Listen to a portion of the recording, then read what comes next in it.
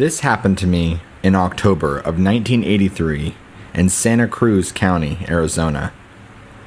I grew up in the desert. I know there are some who think the whole gargoyle stories are cute or even funny or stupid.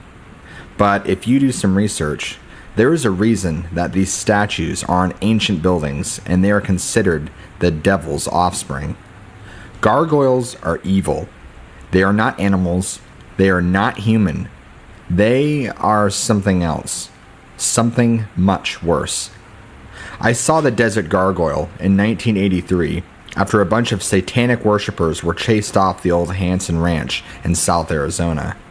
We went out that night to clean up the beer cans scattered all over the place and put out the campfire after the police had escorted them off the property. I already felt like something was watching me. I thought I saw something moving, and there it was in the big mesquite tree, staring down at me with the devil's yellow eyes. I ran screaming to my daddy, and he got a shotgun. That thing came into our house. My daddy shot him straight in the chest. The thing just laughed. The laugh of the devil. Then it smashed out our kitchen wall and flew away. The next night, Mitchell Rogers was found decapitated in his bed. The joke around town was it was suicide, and that's because the police were part of the occult too. Daddy boarded up the house and we moved to Roseville. I never forget that thing from that night. It was the devil's offspring, and it lives in the desert. Beware the Sonoran Desert. I will never go back there.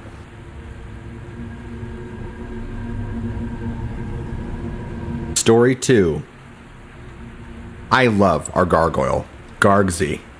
He is nothing to fear. I have known about it since I was a kid. The old-timers used to tell stories about him. The reason he is able to exist is because those of us who live here have respect.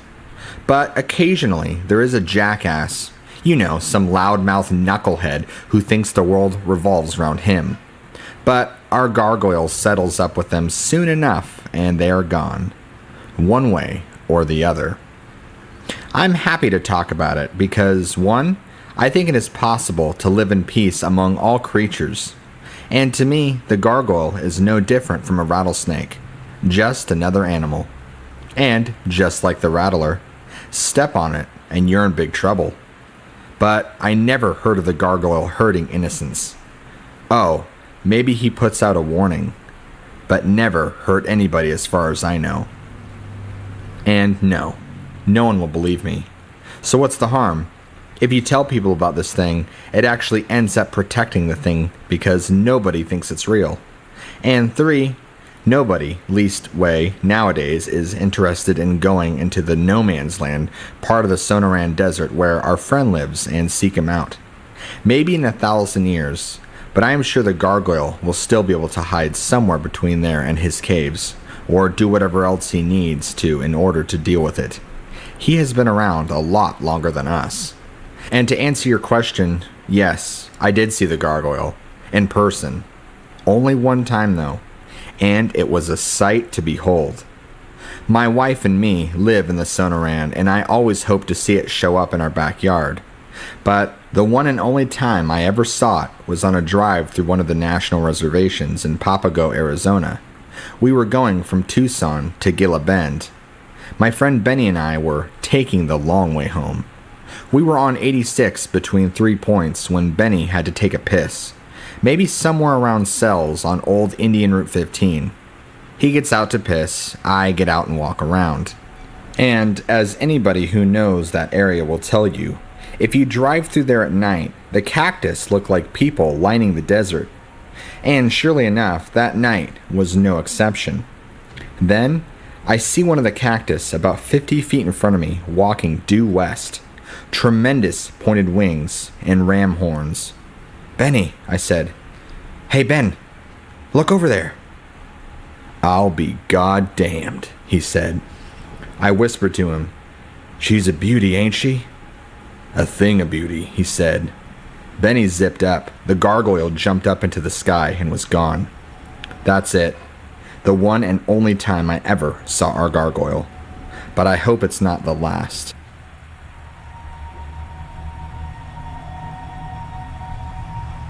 Story 3.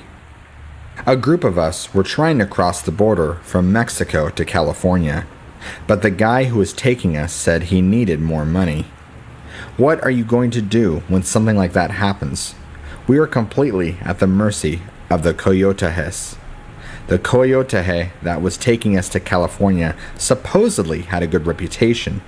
He could get you over the border, but also get you in the hands of some friendlies on the other side, and get you set up in a city in Arizona, or even California, and also get you set up with where the jobs were. That was why I paid 3,500 American dollars, and the others, I found out, paid similar amounts. It was a lot to pull together. But since this was after 9/11, the Coyoteje was much more involved in telling us things that have changed, and it was much together, and on this night, we had to adjust. We were going over the border in Arizona instead of California. The insurance the Coyoteje took out on each of us was our family. That is, none of us could pay the extra $1,000 he was demanding once we were out in the desert. So, he reminded us the information he had about our families. I didn't really care where we went in, as long it was the Estados Unidos.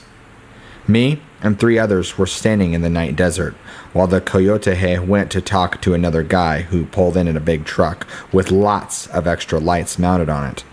We could not hear what they were saying, but we could see them laughing.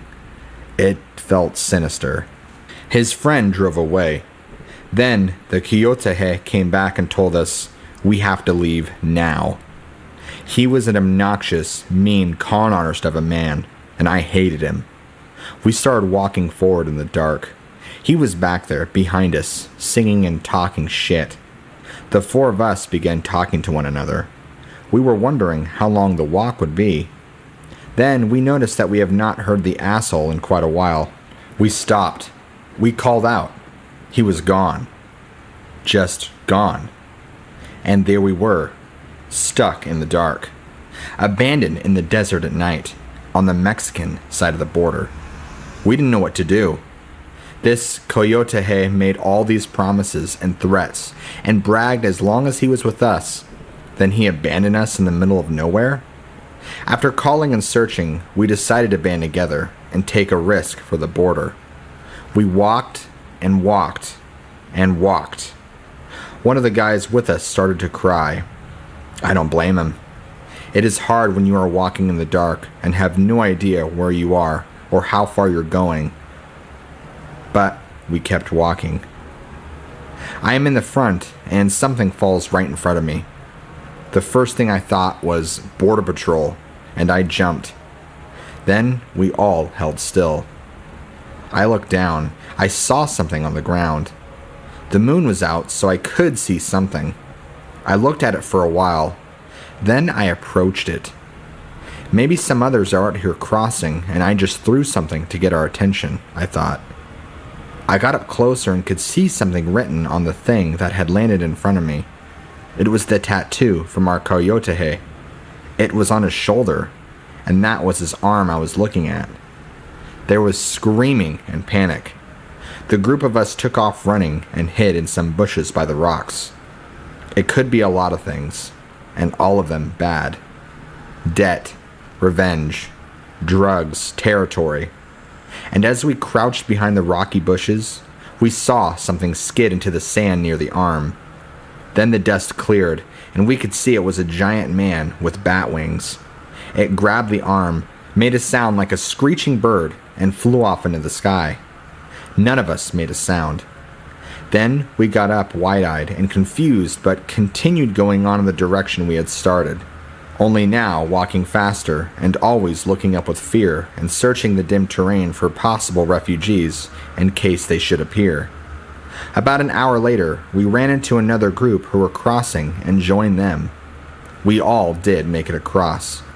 I knew there were many dangerous animals in that desert, so I was really more worried about what may happen to my family if the Coyoteje never showed up or got his money.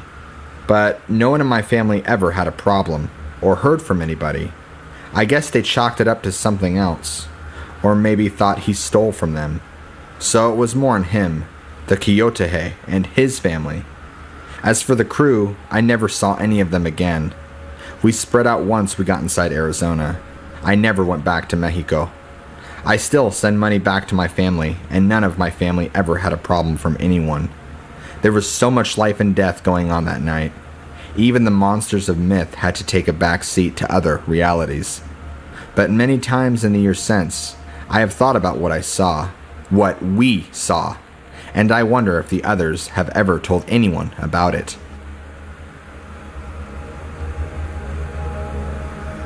Story 4. I have heard about the Sonoran gargoyle, but I do not believe in it. I am sure it is just a giant bat, or bats. I used to watch the bats leaving their caves at night, south of Tucson. It is a cool thing, but it is also awe-inspiring when you see hundreds of thousands of bats flying into the setting sun like that.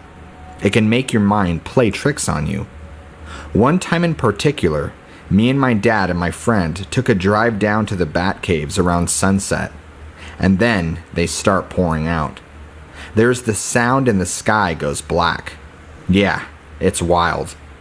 So, it was on that one time we spotted on Lumpy Shadow climb out of the cave and started scaling up toward the knoll.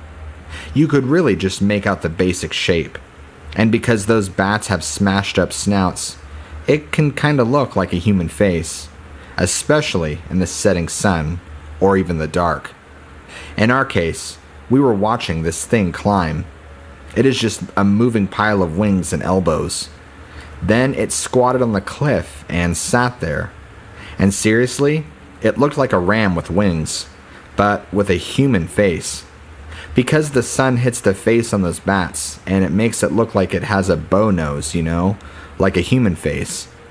So when we were there watching it, jumped into the air and took off flying among the other bats. But its wings were just not fitting. The big bat's wings were taking wider swoops, slower, more powerful ones. And you could clearly make it out, even among the bat swarm. And when it was flying like that, I could see where a person might mistake the shape of a big bat for something else with legs, arms, or a tail. Just an illusion. But I can understand how someone can make that mistake. To me, the bigger issue is the fact that there are bats in the Sonoran Desert with wingspans bigger than condors. That is probably more dangerous than a gargoyle, right?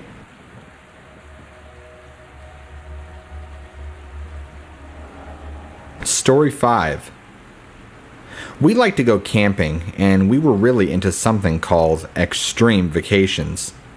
An extreme vacation for us was to take on a challenge, face it, overcome it. Sometimes it was dangerous. Sometimes it was crazy, but we loved it. Sometimes it was also extremely stupid. That was the case when we took a weekend trip to Mexico. Our friend dropped us off at El Elegante crater, with the intention of returning to pick us up at destination unknown when we would call him sometime later on that weekend. We got there early in the AM and had all of our high-tech gear, which gave us a false sense of security. And around 10 a.m., we left the crater and headed northwest. We were laughing, joking, drinking, and cavalierly passing multiple signs that warned Peligro.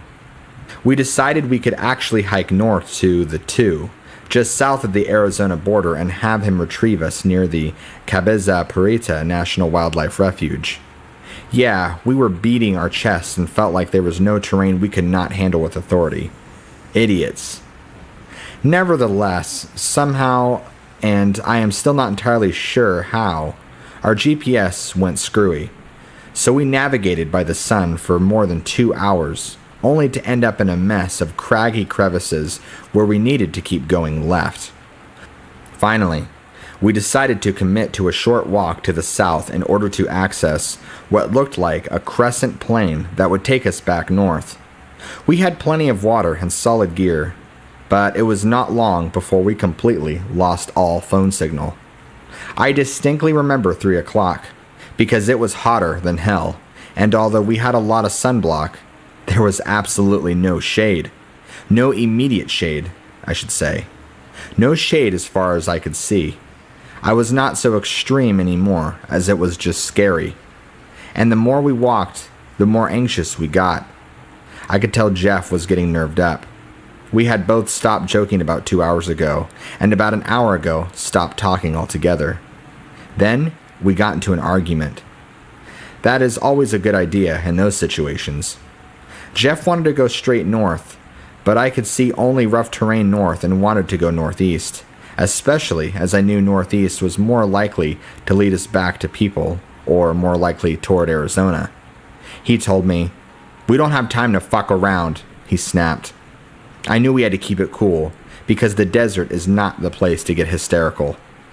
North is safer, we have to play it safe now, he articulated more calmly. Then we heard a rattle. Jeff jumped back just as I looked over, and I actually saw a large rattler striking at him, coming right off the ground with more than half of its body. It missed, but the rattle continued. We both started circling and heard more rattling. Then realized we were all surrounded by these snakes. We were standing in a dip between hills. The valley was dusty, dry, and filled with rattlers. I think that would qualify as a snake pit. Jeff got his pack off and immediately started using one of the aluminum strap poles to toss away the few snakes right around him. I did the same.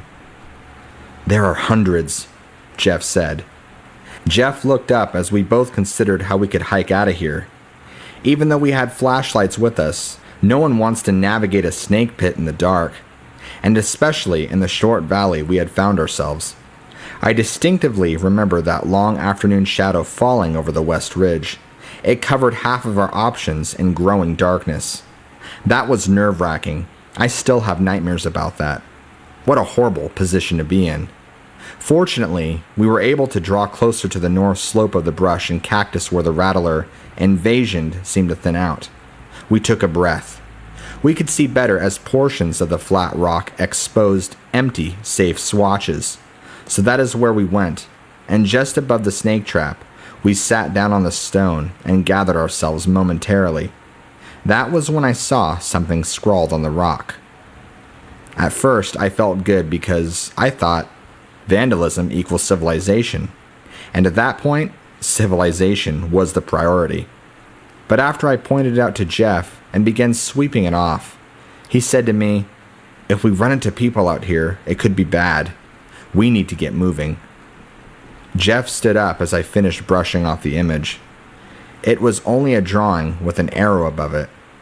The drawing looked like a flying man with horns, tail, and disproportionately large teeth, and the arrow pointed to a crack in the rock formation, directly in front of us.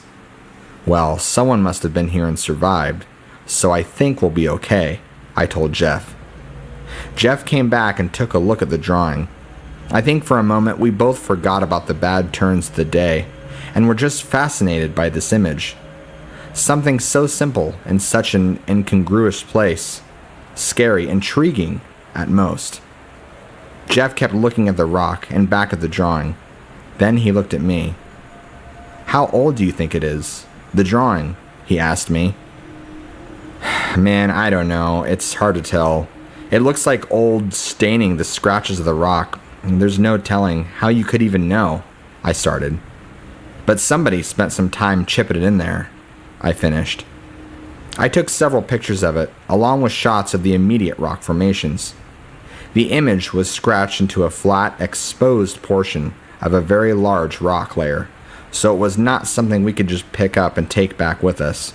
We probably would not have anyway, because we learned not to disturb places we would venture into, but it would have been tempting because it was surreal, and something I did not want to leave to a portion of the desert that I would probably not be able to ever locate again.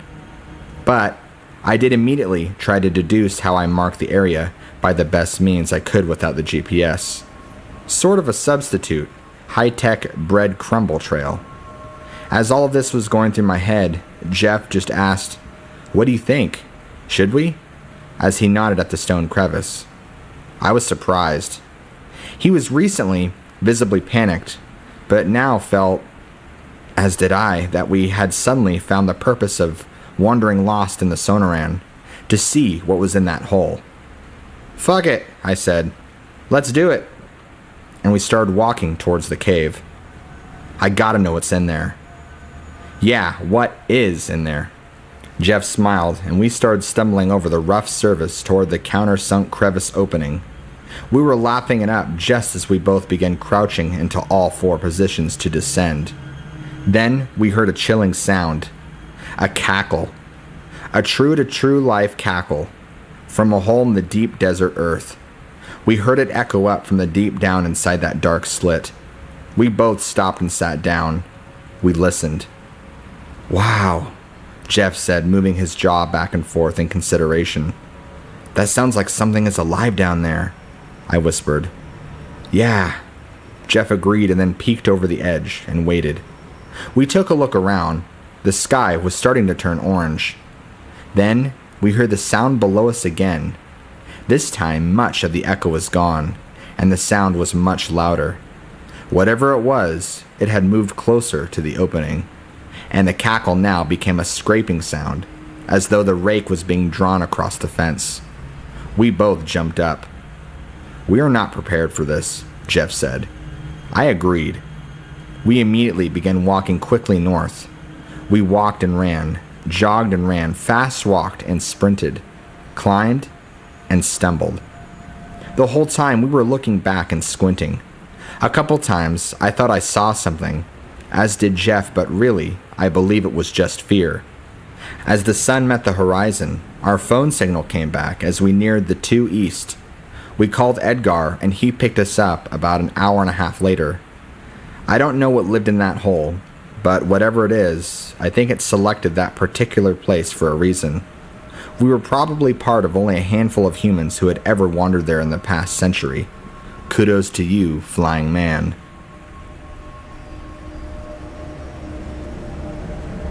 Story 6. I am Navajo. My grandfather was an elder with the Navajo Nation. The res extends through 3 states, as they say. I lived with my uncle in Arizona, that area of reservation. I worked at one of the places he had in the south, near Flagstaff. I guess the best part of my working for my uncle was the interaction I had with outsiders. Some of the tourists were distasteful idiots, but the good people made it worth it. Probably about the way life goes. The desert is a pretty bleak place, but when it is the only thing you get to know it well, and you begin to fear everything else. When I was in my later teens, I ventured off the res. I looked up a distant cousin, Mai. He lived south of Phoenix, closer to Tucson. He was so happy to see me. I was happy that he was happy. His mother lived in a trailer, and she was not happy to see me. But I did not take it personally, because she was not happy to see anyone. It's funny because my cousin was years off the res, but seemed much more dedicated to tradition than me. Maybe because he romanticized it, while I was still feeling the reality of it. But he would use terms that I did not even know. He asked if I would help him with the sin for his mom. Then he explains that she needs a post put in her driveway. I asked him if he loved the res so much that why did he leave? He said it was not his choice, and we got into this whole thing about his dad. The conversation was something that dragged on, so we went on to something else. I asked him about his school. He said it was good. I asked him what they called him. He told me, Mai. I was surprised. He never denied anything about his heritage. He even maintained a tiny little pathetic line of hair on his lip, true to his Navajo name, Coyote, and in human form he looked like a man with a mustache. But Mai was given his name because his mother said he was clever about being born when he wanted to be born, on his own schedule, and always finding a clever means to get what he wanted as a baby. As he got older, his father told him his name suited him because Mai had a power only known to him. A power to get what he wanted by getting you to laugh with him until it was too late to realize what he was up to. That is how we started talking about the old legends and so forth. Really, I expected more, but when I got to their place, I may as well have been back on the res, because Mai was much more into the old ways than me, and they lived in such a skeletal poor place. The only thing to do was go to the nearby gas station and eat slim beef jerky, watch local TV, or hike the desert. Not much of a departure from the res. After 2 days, I was ready to go back. I loved Mai very much, but I was just getting bored. I think I expected a different world, but I just got more of the same. Bored. Boring. Then Mai asked me about our grandfather. I told him, he's as old as the rocks. He responded with, I saw the waiting devil. Oh no, not that, I told him. It is true, cousin, he calmly said. Mai then shared with me how he saw the waiting devil one night. It made me laugh because it was such a story that our grandfather always told with much passion. And now, here was Mai living it out for him. Why? I asked him. Why did you never bust out and go to Phoenix or Tucson? He just ignored me. You know, we don't have a lot to do out here, cousin, he told me. Really, I hadn't noticed, I smarted back to him. I remember the story about the desert here he told us. I remember he warned my mother before he left. He looked at me. He was right, cousin. It's not just a metaphor or a legend. It's real. I walked away from him at the time. We had been sitting in his mom's trailer eating stale pretzels, and I was just tired of it. So I walked down to the gas station and pulled some coins to get a Pepsi and some Lay's. By the time I had wandered back, Mai had even gotten out of his chair. The first thing he said to me was, I could show you where it lives. After some heated arguing and awkward apologies, I made myself excited to go trekking with him in a part of the desert rocks, there to see this thing our grandfather calls the waiting devil. By the time the sun went down, I was even feeling guilty that I had been so combative with my cousin. He was letting me stay there for free and never asked anything of me. Yeah, I thought, maybe this will be fun. Around 10 p.m., and we had already drank the 6-pack of Budweiser his mother brought home from her job. We were laughing and making fun of our family, trying to find our own way through ignorance on a path of arrogance. About an hour later, we were in the desert under moonlight. We had been walking in the sand, which gets old real fast. Then we end up on flat rock and walk some more. When? I demanded. Soon, he whispered back. It is worth it. Then we are in a valley, and then a crevice, then a cave, and the smell was so overwhelming. Bat shit, I told him. I know that smell very well. I hope you did not bring me out on a moonlit walk to see bats. I can see bats every day of the week back on the res, I grumbled. Then we reach a clearing over a plateau. It was beautiful in the moonlight, even for someone who grew up in the desert. What a view. Then Mai opens his backpack and throws me a beer. Okay, now I feel better, I laughed. We started talking about girls at his school. I told him maybe I would move to Phoenix and go to college there someday on scholarship. I told him maybe I would move to Phoenix and go to college there someday on a scholarship I had heard about. Then he gets all old world on me. I came here, to this place a few years ago, to kill myself. I got drunk. I scored some drugs. I laid down. He stopped. He drank. He waited, and then spoke in a whisper. Then I saw it. Then he looked at me. I saw it.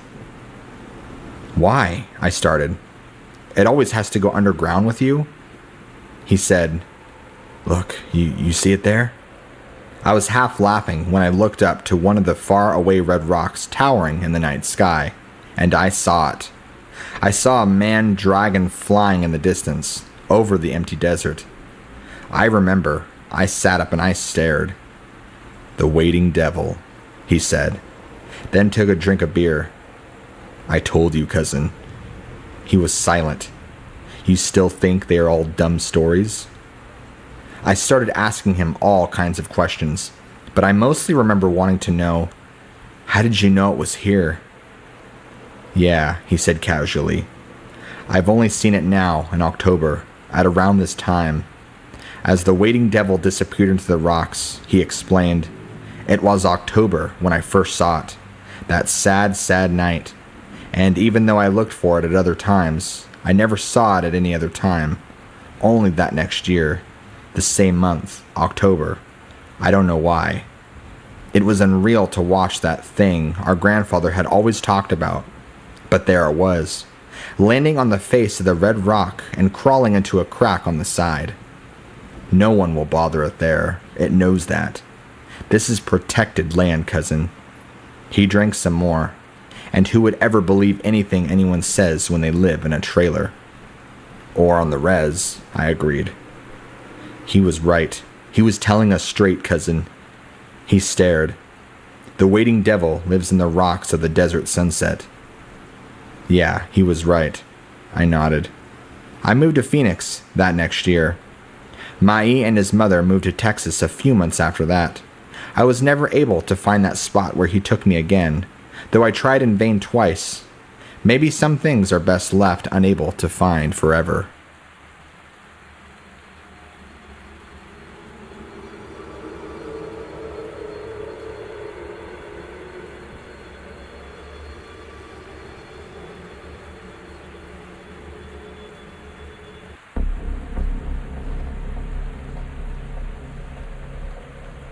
I'm sure many of you have heard about the Jersey Devil, and even question its authenticity. As a local to the area, and someone who has grown up in the small town nearby Brown's Mill, can testify that I have seen and heard things that I can't quite explain. I'm in my 40s now, and all my life people have told me accounts and stories they have had with the supposed Jersey Devil. Up until I was about 20 years old, I thought it was all tales to keep children out of the forest. But after things I've seen and counts I've heard, I don't feel that way anymore. One of the first accounts I remember was when I was around 20 years old, and I was driving sometime during the evening. I believe the exact road I was on was Lakehurst Road. There's nobody else on the road at the time that I remember, and I faintly remember a strange screeching sound that sounded not too far away. Puzzled, it sounded like an extremely large bird, so I looked up. At about 50 feet up in the air was this giant, evil shape with wings and what looked to be a horse head. The thing that immediately caught my attention was the two glowing dots that were, I assumed, to be eyes that stared down directly at me, as if it knew I was looking up at it. All I remember seeing is black wings and the head and the eyes. I couldn't believe what I was seeing, and I had a hard time convincing myself I wasn't hallucinating. This thing was flying slowly and made its way north until it was totally out of view, but stayed flying fairly low to the ground. I would say no more than 75 feet off the ground to be exact. This thing was enormous. The second time would have been in the winter, about 6 or so years ago. Late one night, we heard something land on the roof. It sounded like something heavy, like a rock fell on the roof, until we heard it walking around. We were terrified, thinking somebody was up on our roof. Whatever it was just walking around, and then it jumped down on the ground and sounded like it took off. It was dark outside, and we were too afraid to go out and check what it was until the following morning. We went to go investigate and found enormous prints in the snow and all over the top of the roof. Now you tell me why there was a horse 3 times normal size walking around on my roof. The steps also looked bipedal and did not match a quadruped step pattern, which really concerned me. For a while, I just pretended it didn't exist and ignored it. But I realized I can't do that anymore. I've had multiple friends who have had supposed run-ins and encounters with this thing as well, and now that I've had a few experiences of my own, I can't imagine the horror that they went through. If you're going to come into this area, and if you're not familiar with this thing, you need to be safe. I used to live in New Jersey, but have since moved to the West Coast to pursue a photography career in which I've become quite successful at. Luckily for me, I don't have any Jersey Devils in my day-to-day life, but my grandfather, unfortunately, was not so lucky.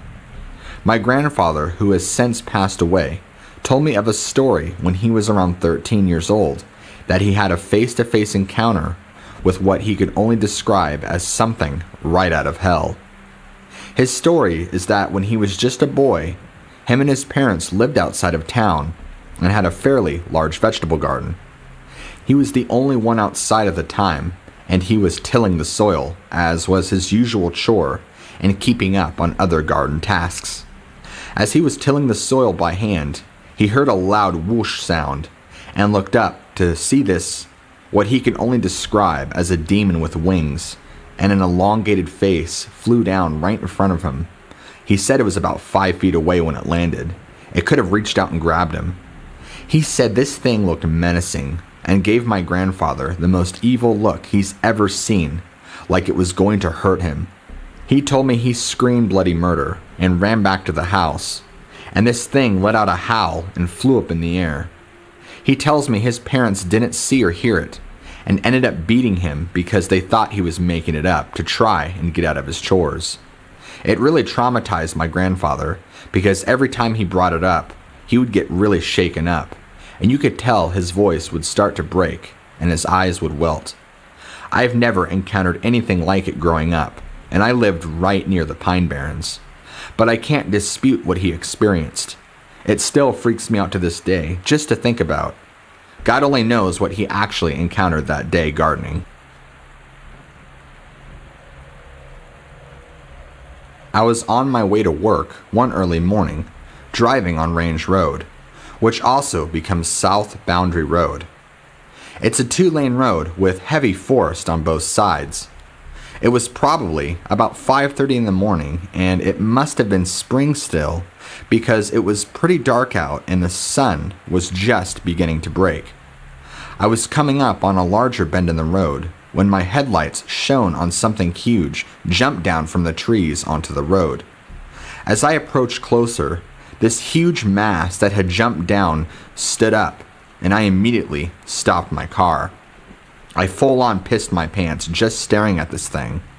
It looked like a massive bodybuilder, but it was pitch black. It had huge claws and weird haunched legs like a giant dog. I couldn't really see if it had hair. It was so black. It was humongous and had bat-like wings and what looked to be a deformed-looking horse head thing. The one thing I'll never forget is the intensity of its eyes and how full of malice they were. It never showed its teeth, but it just glared at me and stared into my soul. I've never felt more dread in my life and like I was going to die. This thing gave off terrible vibes, and I knew I needed to get out of there now. After about a minute of this going on, I slammed my car into reverse as fast as I could and nearly totaled my car. I pulled it in drive and got out of there so fast I probably burned out all of my tires just leaving. It never did follow me like I thought it would have, but I also never looked in my back mirror to see if it was. I got back to the house and ended up calling into work, sick. After that encounter, I ended up getting deathly ill later on that day and would be profusely vomiting for the next 6 to 7 days, and I actually ended up in the hospital for the last 2 of those days. I'm not sure what that thing was or what it did to me. I called it a demon. I've only told this to my friends, and they tell me it was the Jersey Devil himself. I don't know if that's what it was. All I know is that its intentions were evil.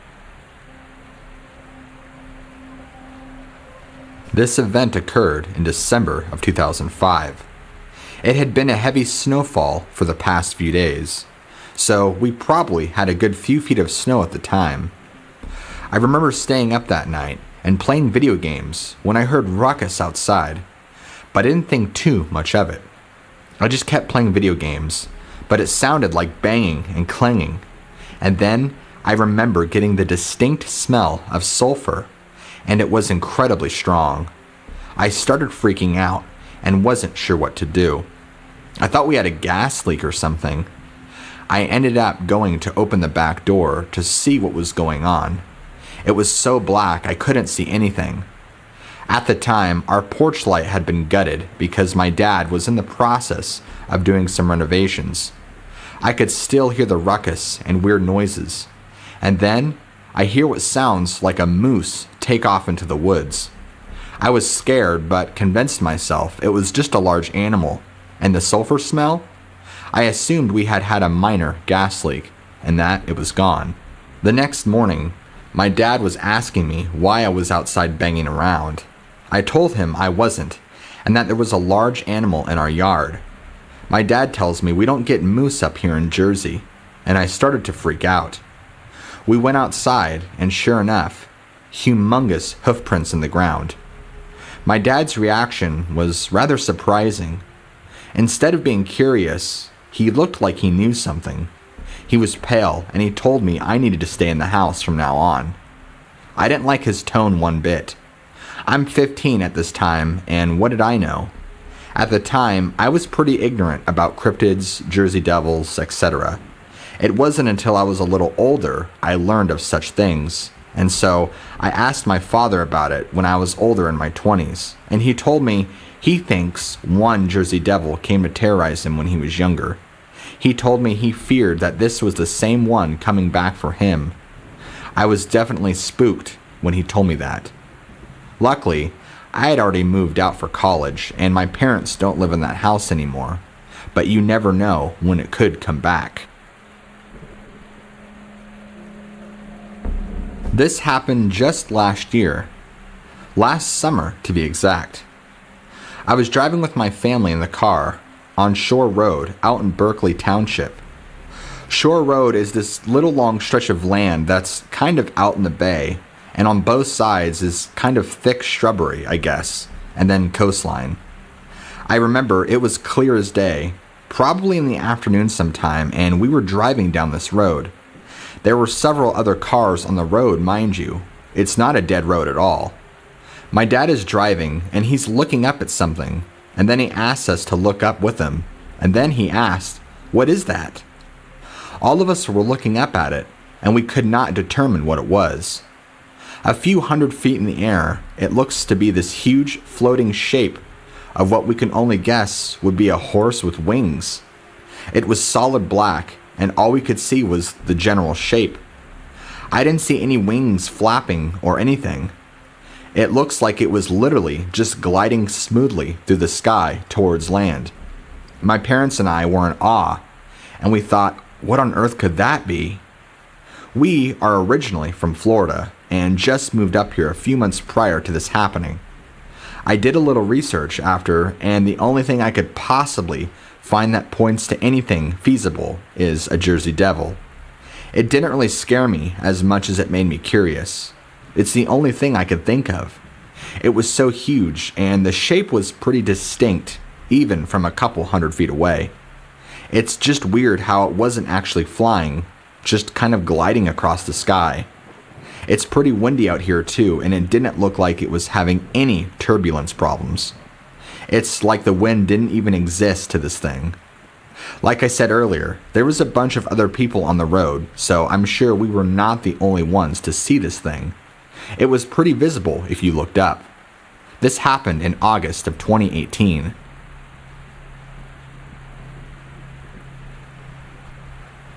I love to go hiking around with my best friend. My best friend being my German Shepherd, of course. Her name is Cindy. I'm 28, and I moved up here with my boyfriend, who got a job up here doing design and illustration work. We're originally from Cali, and we thought this would be a wonderful opportunity to get to explore the East Coast and the things it has to offer. I love me some hiking, and I always bring my German Shepherd with me. She's been my walking buddy for years. She's a really good dog. Very smart, and I always trust her sense of awareness more than my own. Animals, and dogs specifically, can sense things that we can't. We should always listen to their intuition, especially when out in the wild. I hadn't really come across a situation like this until just recently, when me and Cindy were hiking along in the woods. We're actually in the Pine Barrens to be exact, or at least very close to. We're walking along and I noticed large prints in the ground that lead on. They were right at the base of a huge tree, and it kind of looked like something jumped down from the tree and walked off. You can tell these prints were quite weathered because the exact shape wasn't really there. You could see that it was a very large bipedal animal or footprints of some kind, if I had to guess. Maybe a dog or maybe a horse? They look more like a horse's than they did any human feet prints. I initially guessed bear and got nervous, but my dog wouldn't even go near those prints and was whimpering and pulling me in the direction away from them.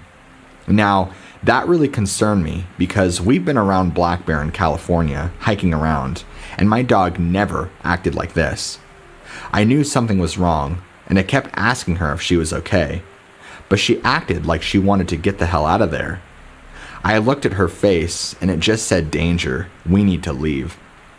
I'm no dog whisperer or anything like that, but I can sense when an animal is in fear. We turned around and left, and I didn't ask any questions. I don't know what those prints were. I didn't smell anything or even see anything, but I could see that the prints went on, deeper into the forest. Maybe Cindy was just freaking out. Maybe there is something more to it. I don't know what left those footprints, but it must have been heavy because the indent was pretty deep into the mud.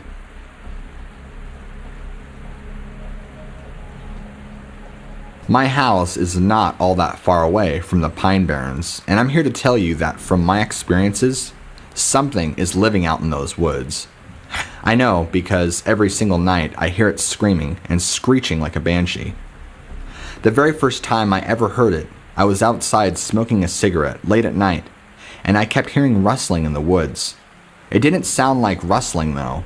It sounded like a herd of bears or something rummaging through brush. It was loud, and I began to hear this really strange, screeching animal sound. Howls, screeches, and clicks to be exact.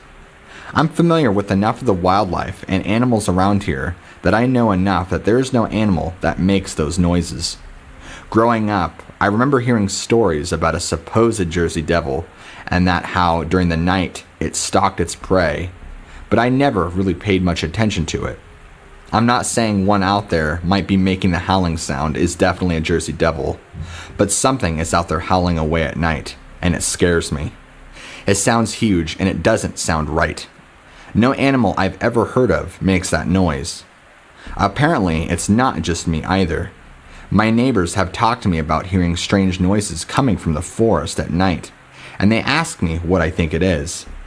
I've never actually gone in to explore and see for myself, and quite frankly, I don't want to.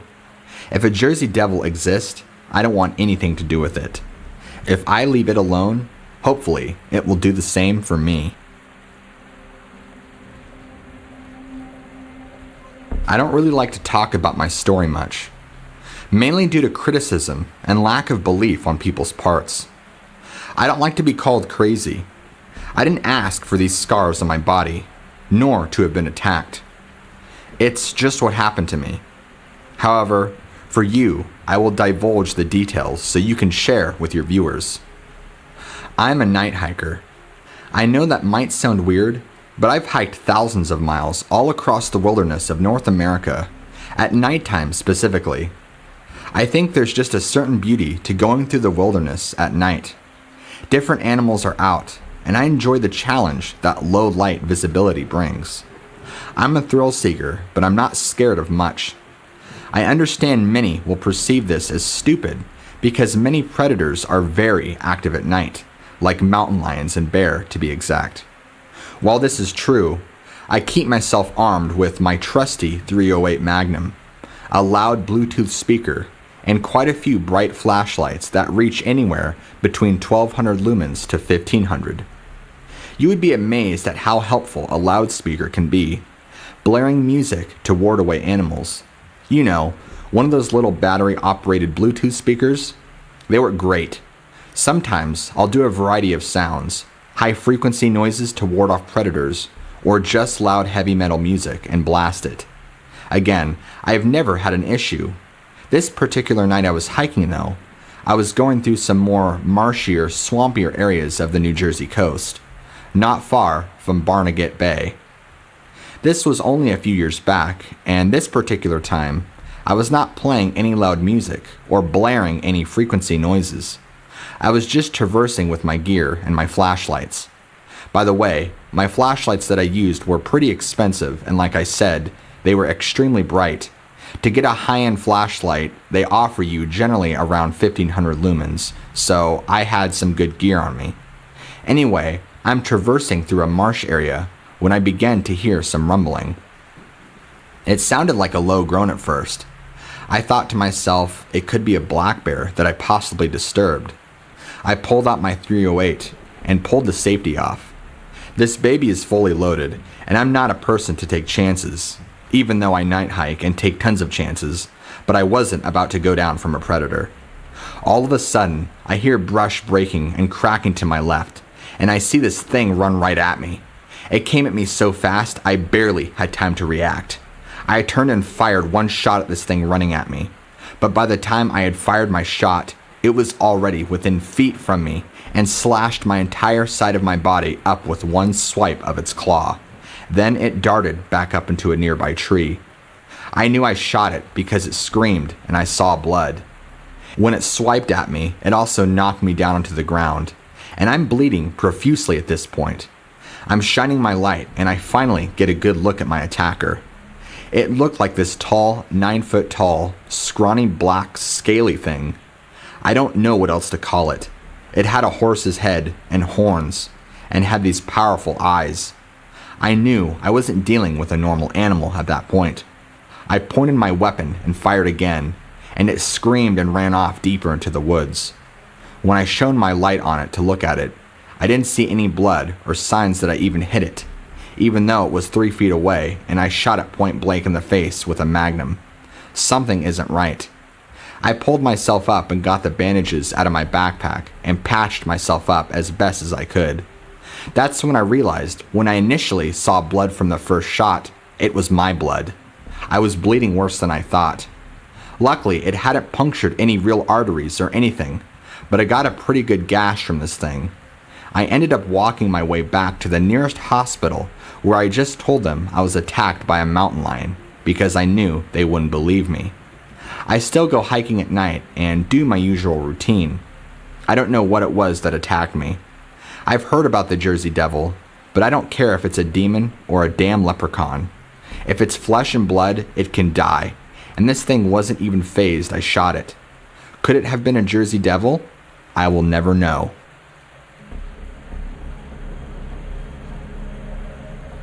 When I was just a little kid, my father and I were terrorized by what we can only describe as something from hell. I remember it had huge wings and had the body of a man, but with the head of a horse with horns. It had razor-sharp teeth like an alligator or something, and it even spoke to us. Me and my father were out saltwater fishing off the coast of New Jersey. We had a smaller fishing boat and we weren't too far off from land. Not even half a mile that I could remember when him and I both see this large, black flying object coming toward us. It looked like a bat from far away, but as it got closer, it just got bigger and bigger. My dad and I were both freaking out because we didn't know what it was then, and as it was flying up in the air, it started aiming toward us. As it approached, we could tell it was evil. You could just feel the dread and hate coming off of this thing from far away. My dad and I began screaming. My dad was so scared he lost his line and rod in the water. This thing comes within 20 feet of us and just stops and hovers there in the air, glaring at us intently.